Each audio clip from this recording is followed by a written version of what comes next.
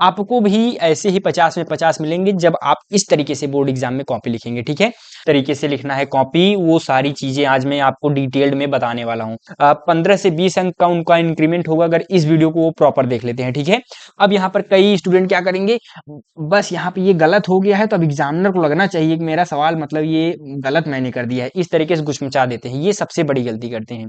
यहाँ पर केवल और केवल एक कट लगाना है। ठीक, तो यहाँ पर 2 अंक का सवाल है तो मैंने यहाँ पर चित्र बनाया है, ये आंसर आया तो बॉक्स बना करके उत्तर मैंने लिख दिया। अब कई लोग सोचते होंगे कि जो है पेंसिल से बना देंगे चित्र ठीक रहेगा, 1 घंटा तो मैं चित्र ही बनाऊंगा, मिलना आपको 2 ही अंक है। एक चीज और ध्यान देना, जब आप नेक्स्ट क्वेश्चन लिखिएगा तो कम से कम 2 से 2.5 या 3 लाइन का गैप होना चाहिए। ठीक, हेलो दोस्तों, तो आज मैं आपको न केवल प्री बोर्ड के सॉल्यूशन के बारे में बताऊंगा बल्कि साथ ही साथ आपको बोर्ड एग्जाम में किस तरीके से लिखना है वो भी आज आपको बताऊंगा। ठीक है, आपको बोर्ड एग्जाम में किस तरीके से लिखना है कॉपी, वो सारी चीजें आज मैं आपको डिटेल्ड में बताने वाला हूं। तो इस वीडियो को एंड तक देखिएगा, आपको क्या क्या पॉइंट्स को ध्यान देना है अपने साइंस के पेपर में, वो सारी चीजें आज मैं आपको बताने वाला हूं। तो ये 2025 का 824 BAR सेट है। ये यहाँ पर प्री बोर्ड जिनका हो चुका है वो अपना मूल्यांकन कर लें और जिनका नहीं हुआ है वो सोल्यूशन देख लें। ठीक है, अपने हो सकता है कि उनके स्कूल में यही सेट आ जाए। ठीक, और तीसरा पॉइंट, वो जो मतलब अपना बोर्ड एग्जाम देने वाले हैं, प्री बोर्ड हो चुका है, अब वो स्टूडेंट इसको अच्छे से देखेंगे किस तरीके से उनको साइंस में अच्छे से अच्छा अंक लाना है।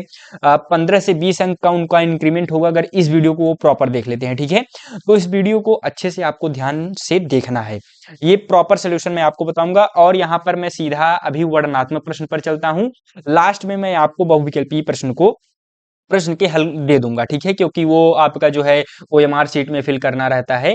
अगर OMR शीट किस तरीके से भरना है आपको नहीं पता है तो ऊपर आपको एक वीडियो दिखाई दे रहा होगा लिंक, उस पर क्लिक कीजिए आई बटन पर, और OMR शीट कैसे भरना है वो सारी चीजें वहां पर मैंने बताया हुआ है। ठीक, अब उसके बाद अभी मैं पहले आता हूं अपने खंड ब वर्णनात्मक प्रश्न पर। ठीक, उसको मैं पहले बताऊंगा, उसके बाद ये जो बहुविकल्पीय प्रश्न है इसको मैं लास्ट में आपका इनका पूरा का पूरा सोल्यूशन आपको दे दूंगा। ठीक, तो अभी आते हैं अपने मेन पार्ट जो है वो खंड ब वर्णनात्मक प्रश्न पर। ठीक, तो यहाँ पर जो है खंड ब वर्णनात्मक प्रश्न उपभाग 1।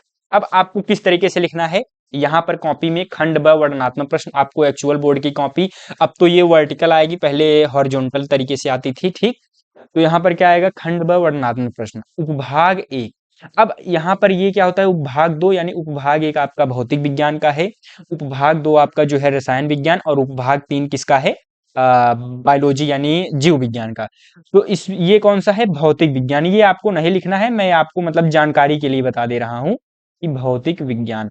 अब उसके बाद प्रश्नोत्तर संख्या आप जो भी कर रहे हैं, पहले का आई कर रहे हैं तो इस तरीके से आपको गाढ़े मोटे काले अक्षरों में लिख देना है।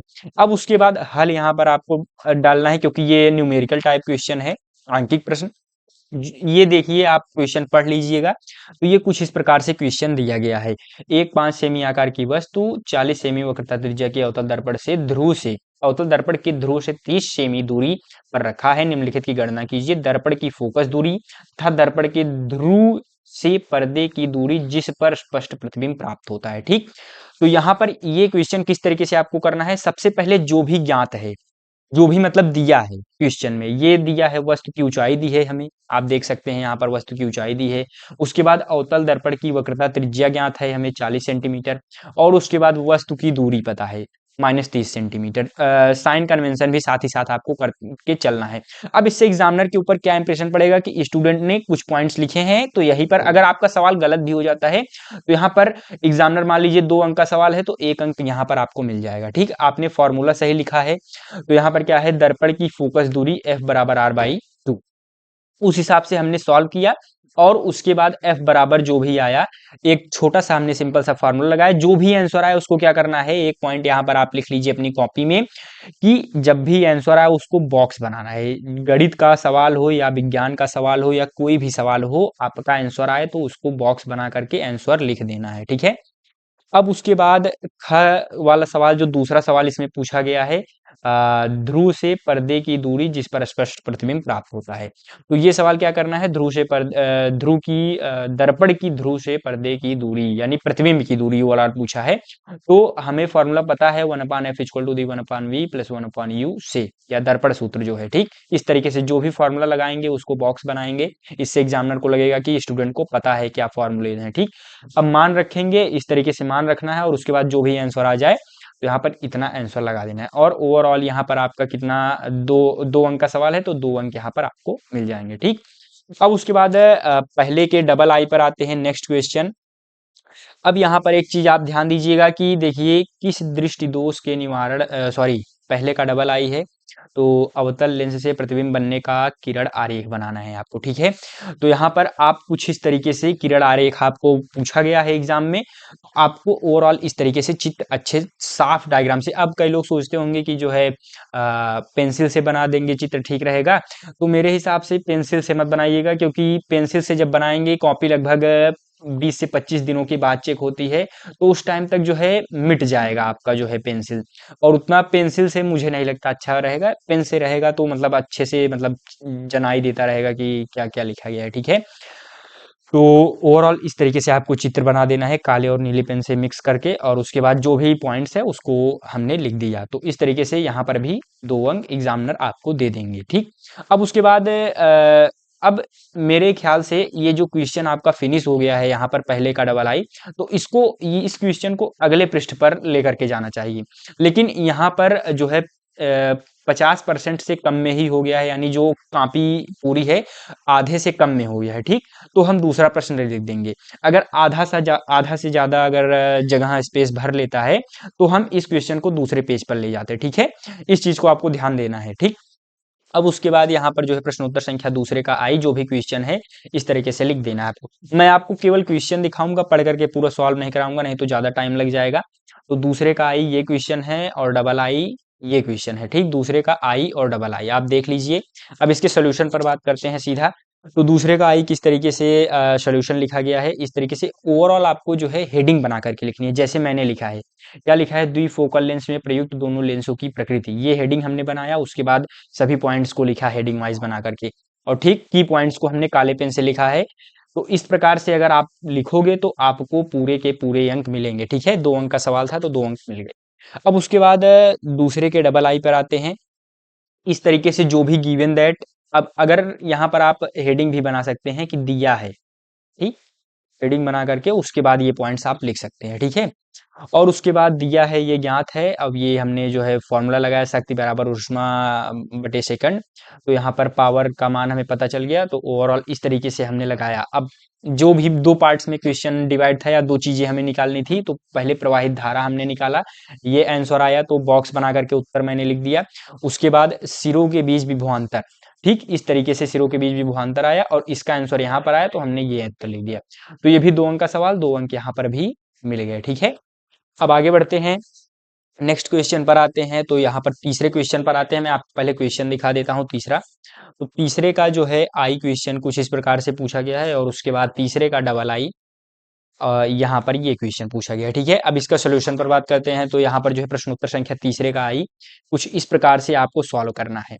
पहले आपको जो चीजें दी गई हैं उसको आपको लिख लेना है, और उसके बाद जो भी मतलब रिलेशन आपको निकालना होगा सवाल में इस तरीके से लिखना है, और जो भी आपका आंसर आए उसको बॉक्स बना करके इस तरीके से कर देना है, जिससे ये आपके 2 अंक यहाँ पर भी पक्के हो जाएंगे, ठीक है।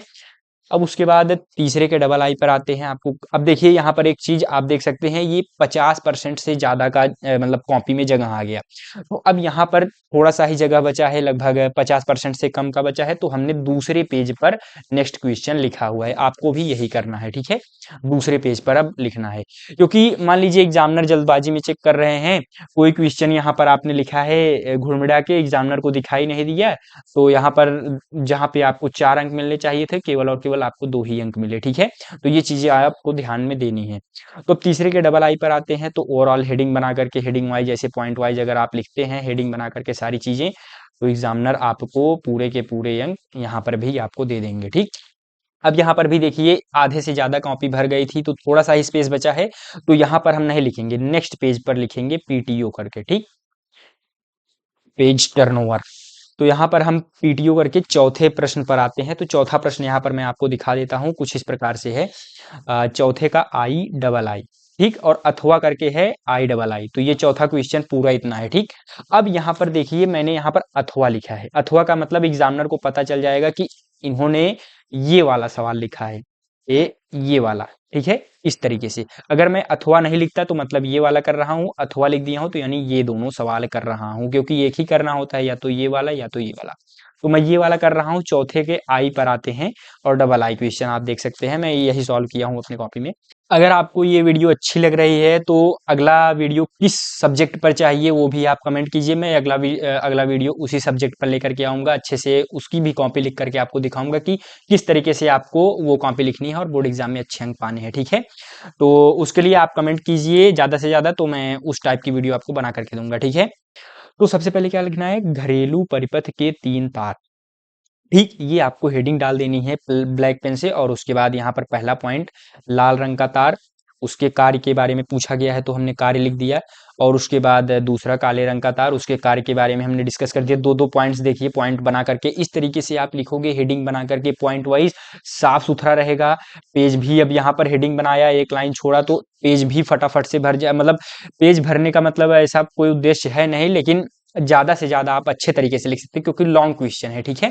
तो इसमें लगभग एक पेज आपका भरा हुआ होना चाहिए। तो ओवरऑल यहाँ पर फिनिश हो गया। अब जो थोड़ा सा जगह बचा हुआ है तो इसको हम अगले क्वेश्चन को यहाँ से न स्टार्ट करके नेक्स्ट पेज से स्टार्ट करेंगे, ठीक है। तो अगले पेज पर आते हैं, चौथे के डबल आई पर। अब जो भी डायग्राम दिया गया है या डायग्राम जो भी आपको बनाना होगा, पेन से बनाइएगा और साफ सुथरा बनाइएगा, मिस्टेक करने की ट्राई मत करिएगा। थोड़ा सा मतलब तिरछा मिर्छा बन जाता है तो कोई बात नहीं, मैं एकदम एक्यूरेट थोड़ी ना बनाया हूँ कंप्यूटराइज करके, ठीक है। हाथ से बनेगा, कोई बहुत अच्छा बन जाए तो बहुत अच्छा है, सोने पे सुहागा। अगर अच्छा नहीं भी है तब भी पेन से ही बनाइए, मैं तो कहूंगा, ठीक है। और गलती मत ही कर, गलती होगा क्यों जब आप प्रैक्टिस अच्छे से करके जाएंगे, ठीक।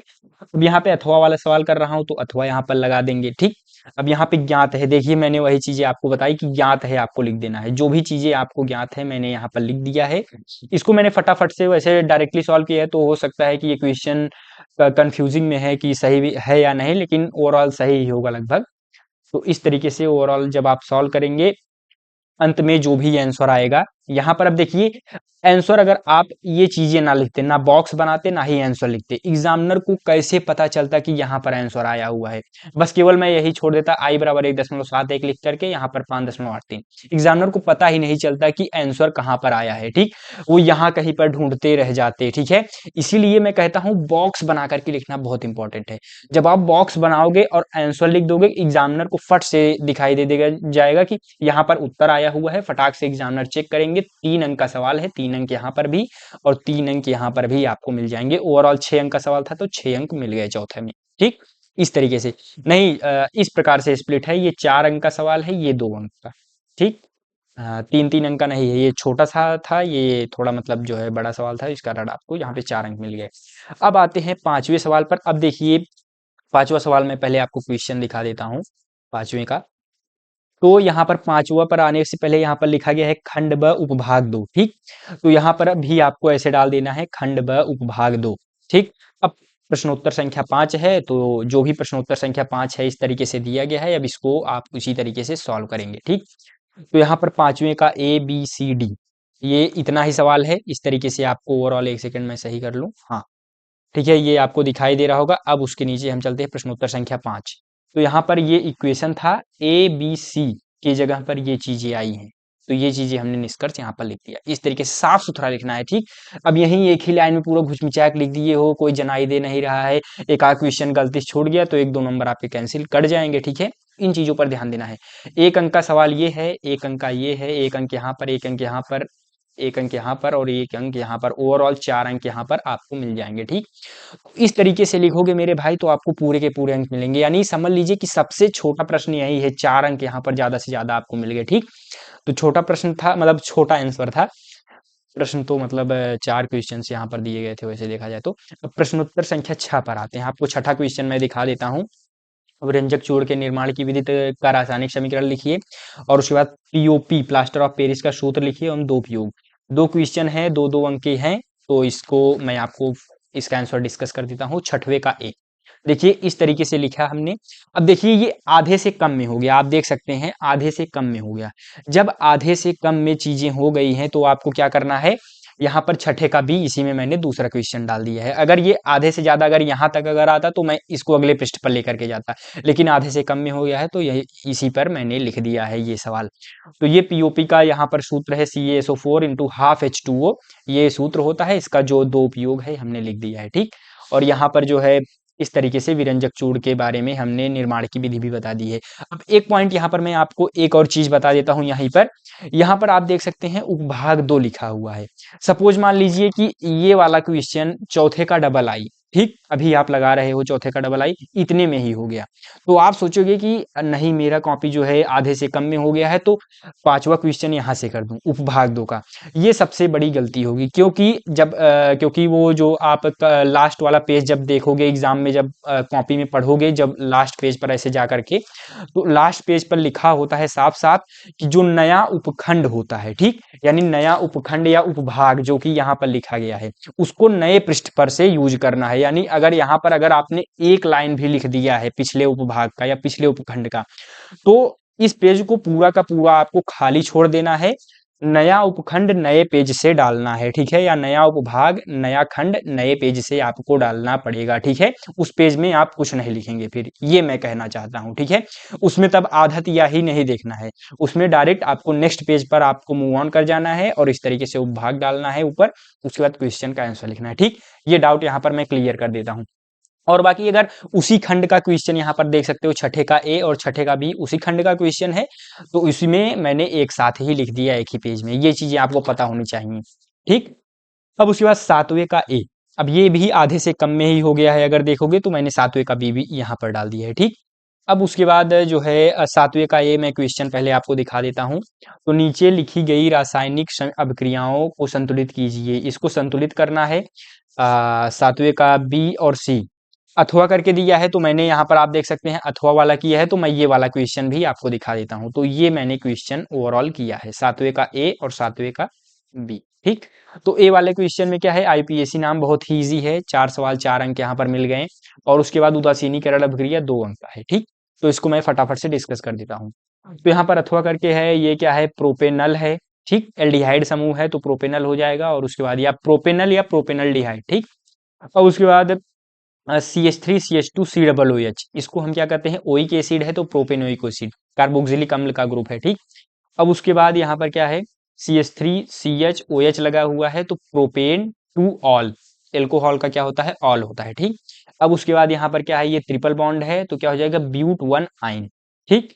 इसको मैंने CO समझ लिया था शुरू में, फिर बाद में ध्यान आया कि नहीं ये ट्रिपल बॉन्ड है तो क्या हो जाएगा, ब्यूट 1 आइन। तो इस तरीके से अब यहाँ पर कई स्टूडेंट क्या करेंगे, बस यहाँ पे ये गलत हो गया है तो अब एग्जामिनर को लगना चाहिए कि मेरा सवाल मतलब ये गलत मैंने कर दिया है, इस तरीके से गुस्मचा देते हैं, ये सबसे बड़ी गलती करते हैं।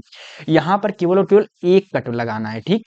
इतना मतलब इतना अगर एक गंदा सा कर दोगे तो भाई एग्जामिनर यहीं पर आधा या एक नंबर आपके काट लेंगे, ठीक है। तो आधा से एक नंबर आपके कट सकते हैं, तो इस चीजों पर आपको ध्यान देना है, इस तरीके से गुचमुचाना नहीं है, एक बार आप लाइन खींच देंगे उसके बाद यहाँ पर ब्यूट 1 आइन इस तरीके से लिख देंगे, ठीक। तो एक एक अंक के सवाल थे, तो यहाँ पर एक अंक, यहाँ पर एक अंक, यहाँ पर एक अंक और यहाँ पर एक अंक, ओवरऑल 4 अंक यहाँ पर भी आपको मिल गए, ठीक। अब उसके बाद उदासीनीकरण अभिक्रिया, ये आधे से कम में ही हो गया था, आप देख सकते हैं, तो दूसरा मैंने यहाँ पर यूज कर लिया उदासीनीकरण अभिक्रिया, जो कि 2 अंक का ये भी था, तो 2 अंक यहाँ पर भी आपको मिल गए, ठीक। इस तरीके से आपको लिखना है, अथवा वाला सवाल था तो कॉर्नर में आपको अथवा ऐसे लिख देना है, ठीक। अब उसके बाद नेक्स्ट क्वेश्चन पर आते हैं। अब देखिए यहाँ पर पेज बचा हुआ था, अगर इतना पेज बचा हुआ था पूरा, ठीक है, इतना भी बचा हुआ होता या इतना भी मैंने लिखा होता तो भी हमें नेक्स्ट पेज पर जाना पड़ता, क्योंकि हमारा नया उपभाग आ रहा है, ठीक, जिसका नाम है 3 बायो। तो बायो वाले सेक्शन पर आते हैं, जीव विज्ञान वाले सेक्शन पर आते हैं, प्रश्नोत्तर संख्या 8वें का ए, इस तरीके से क्वेश्चन नंबर डालना है। अब जो भी हेडिंग आपको डालनी है, मैं पहले आपको क्वेश्चन दिखा देता हूँ। तो वीडियो के लेंथ थोड़ा सा ज्यादा है, लेकिन यहाँ पर मैं बहुत सारी चीजें आपको सिखा रहा हूँ, जिससे आपके बोर्ड एग्जाम में 15 से 20 अंक का इंक्रीमेंट होगा। 20 मिनट अगर आप दे रहे हो, 20 अंक की फायदा है, 20 से 25 अंक आपको फायदा हो रहा है, तो मेरे भाई ये 20 से 25 मिनट आप आराम से देख सकते हैं, ठीक है, कोई बड़ी बात नहीं है। तो उपभाग 3, प्रकाश संश्लेषण की परिभाषा लिखिए तथा इसकी रासायनिक अभिक्रिया का समीकरण भी लिखिए। और 8वें का बी क्या है, मानव में वहन तंत्र के घटक कौन से हैं, इन घटकों का कार्य लिखिए। ठीक, इस तरीके से 8वें का क्वेश्चन पूछा गया है। तो 8वें का ए इस तरीके से मैंने लिखा, और देखिए यहाँ पर आधे से ज्यादा का कॉपी भर गया है। ठीक, यहाँ पर इतना स्पेस बचा हुआ है, तो मैं नेक्स्ट पेज पर जाऊंगा क्योंकि आधे से ज्यादा भर चुका है। ठीक, तो इसको मैं अगला क्वेश्चन अगले पृष्ठ से स्टार्ट करूंगा। ठीक, प्रकाश संश्लेषण इस तरीके से हमने उसके बारे में सारी चीजें हेडिंग बना करके आपको लिखनी है, हेडिंग वाइज। ठीक, हेडिंग नहीं भूलना है। तो ये कितने अंक का सवाल था, 2 अंक का सवाल था।